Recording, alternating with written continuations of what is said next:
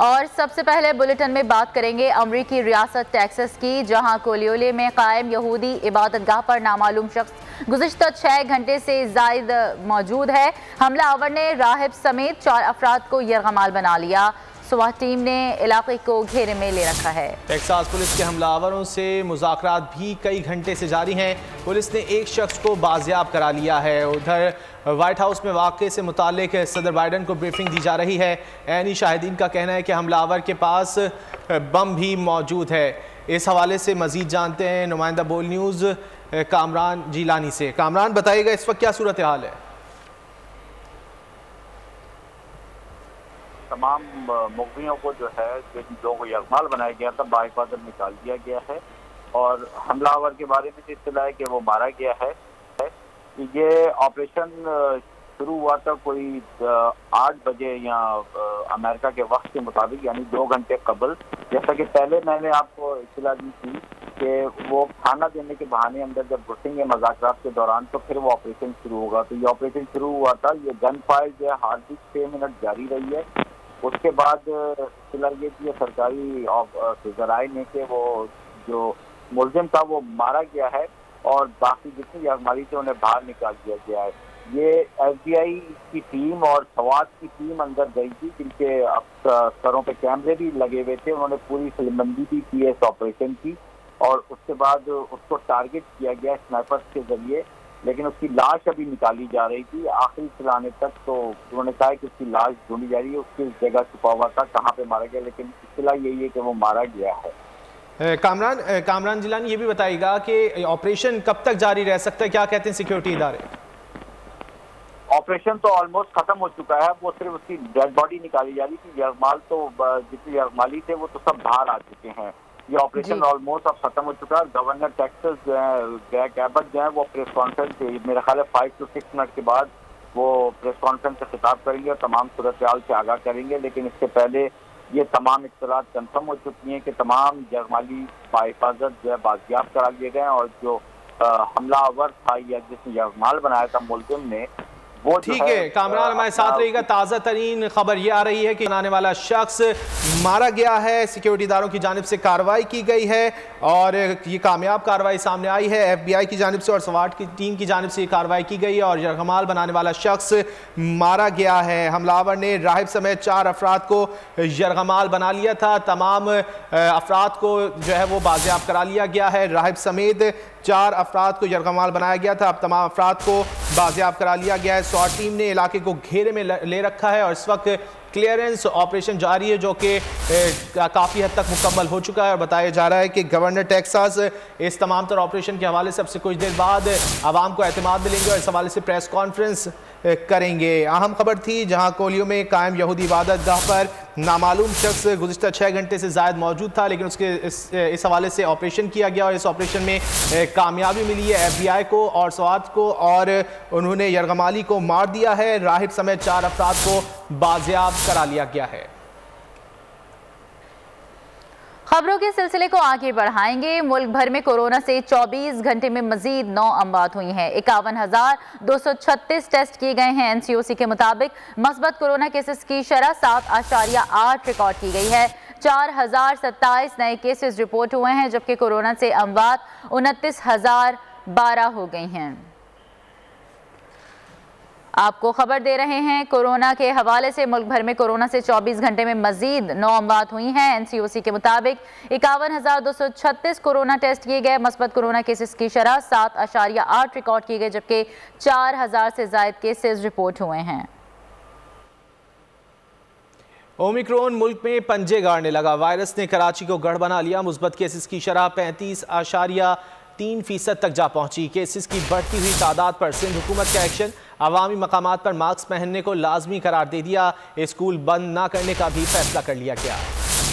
तादाद में इजाफा, कराची वायरस की हिट लिस्ट पर आ गया। मस्बत केसेस की शरह 35.30% तक जा पहुंची। 2840 अफराद में वायरस की तशखीस हो गई। ओमिक्रॉन के 430 केसेस भी सामने आ गए। वायरस के बढ़ते वार पर सिंध हुकूमत का एक्शन, टास्क फोर्स के इजलास में अहम फैसले। बच्चे स्कूल जाएंगे, शादी में खाना डब्बों में खिलाएंगे। अवामी मुकामात पर मास्क पहनने को लाजमी करार दे दिया गया। सरकारी अफसरान के लिए मास्क लाजमी, खिलाफ वर्जी पर 1 दिन की तनख्वाह की कटौती होगी। हैदराबाद में ओमिक्रॉन वायरस के केसेस ने खतरे की घंटी बजा दी। कासिमाबाद में 5 अफराद में ओमिक्रॉन की तस्दीक। इलाके में स्मार्ट लॉकडाउन का इंदिया दे दिया गया। लाहौर में ओमिक्रॉन के मजीद 30 और पेशावर में 11 केसेस की तस्दीक हुई। माहिरीन ने SOPs पर सख्ती से अमल दरामद को वक्त की जरूरत करार दे दिया। आगे बढ़ेंगे। पंजाब के मैदानी इलाके शदीद धुंध की लपेट में आ गए। मोटरवे को कई मकामात पर हर किस्म की ट्रैफिक के लिए बंद कर दिया गया। मोटरवे M2 ठोकर न्याज बेग से कोट मोमिन तक बंद। तर्जुमान के मुताबिक मोटरवे M3 फैजपुर लाहौर से दरखाना तक, जबकि मोटरवे M11 मोहम्मद बूटी से संभराल तक बंद कर दी गई है। मोटरवे M2 भी कोट मोमिन से अल्लाह इंटरचेंज तक बंद है। मोटरवे पुलिस का कहना है कि मोटरवे को आवाम की हिफाजत के पेश नज़र बंद किया गया है। शहरी गैर ज़रूरी सफ़र से गुरेज करें।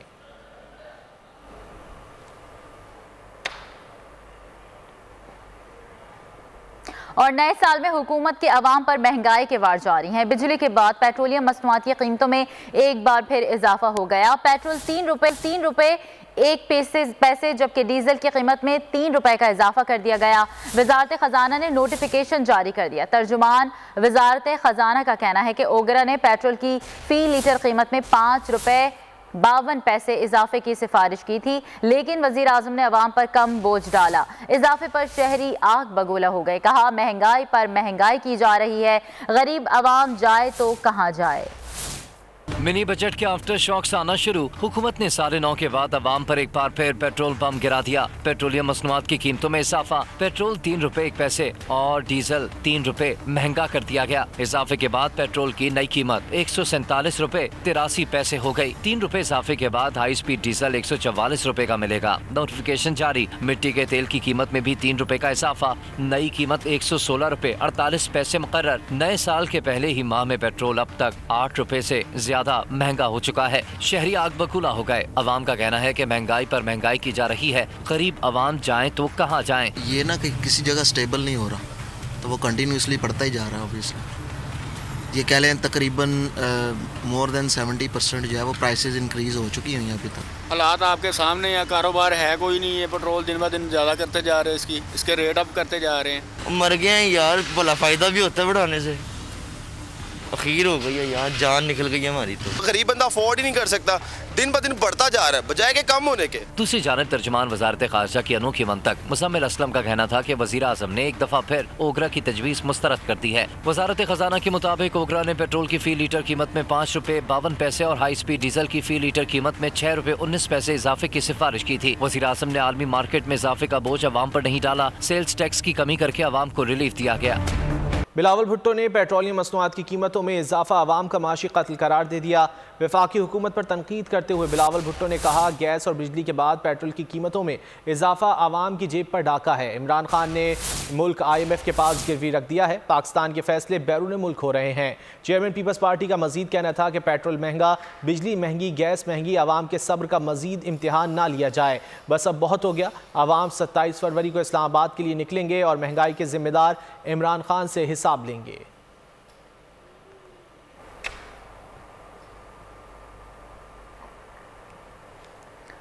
और सिंध में बल्दियाती कानून के खिलाफ जमात इस्लामी डट गई। मुतालबात की मंजूरी तक कराची में एहतजाज जारी रहेगा।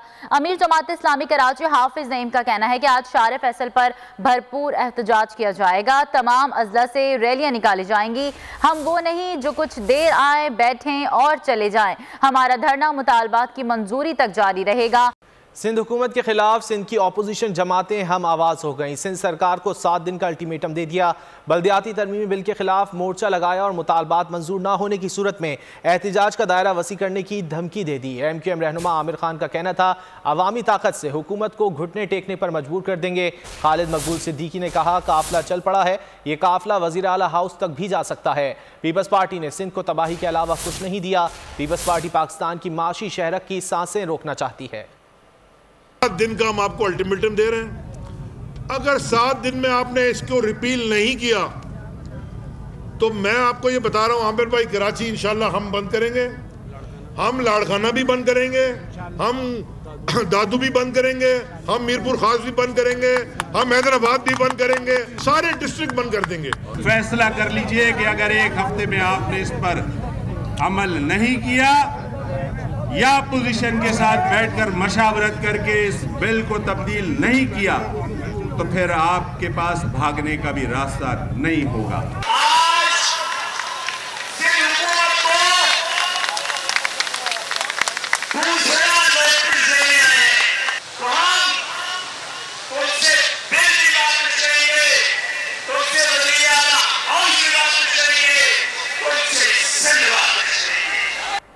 और तहरीक इंसाफ के रहनुमाओं का घोटकी से कराची तक मार्च का ऐलान। हलीम आदिल शेख बोले, शौकत तरीन को कहा गया तुम्हारा घर देखा है, हमने भी बिलावल हाउस देखा है, हम भी वहां जा सकते हैं। वजीर आला सिंध को मुखातिब करके कहा, चोर और करप्ट हुकूमत के खिलाफ कार्रवाई क्यों नहीं की जाती। GDA की नुसरत सहर अब्बासी ने भी पीपल्स पार्टी को आड़े हाथों लिया। बोली, पीपल्स पार्टी सिंध असम्बली को अपनी औकात समझती है, असम्बली को डिक्टेटर की तरह चलाया जा रहा है। सिर्फ शहर कायद नहीं, पीपल्स पार्टी कराची तक कश्मीर पूरे सिंध के हुकूक गस्ब करना चाहती है। वज़ीर इत्तलात सिंध ने अपोजिशन के एहतजाज को महंगाई और बेरोजगारी से तवज्जो हटाने का तमाशा करार दे दिया। बोले, सईद गनी का कहना था MQM ने माजी में पेट्रोल की कीमत कम कराने पर हमारी हुकूमत के खिलाफ एहतजाज किया था। आज पेट्रोल की कीमत आसमान से बातें कर रही है। बिजली, गैस, अद्वियात महंगी हैं, इन पर भी तो एहतजाज करो। एडमिनिस्ट्रेटर कराची मुर्तज़ा वहाब ने कहा, ये लोग अवाम के लिए बाहर निकलते तो हम भी साथ देते। पेट्रोल, बिजली, गैस महंगी होने पर आवाज़ नहीं उठाते। PTI ने मुल्क को कंगाल कर दिया है। ठुकराई हुई जमातें आवाम को धोखा नहीं दे सकती। और अब जिक्र वबाई सूरत हाल का। मुल्क भर में कोरोना से 24 घंटे में मजीद 9 अमवात, 51,236 टेस्ट किए गए। NCOC के मुताबिक मुस्बत कोरोना केसेस की शरह 7.8 रिकॉर्ड की गई। 4,027 नए केसेस रिपोर्ट हुए। कोरोना से अमवात 29,012 हो गई।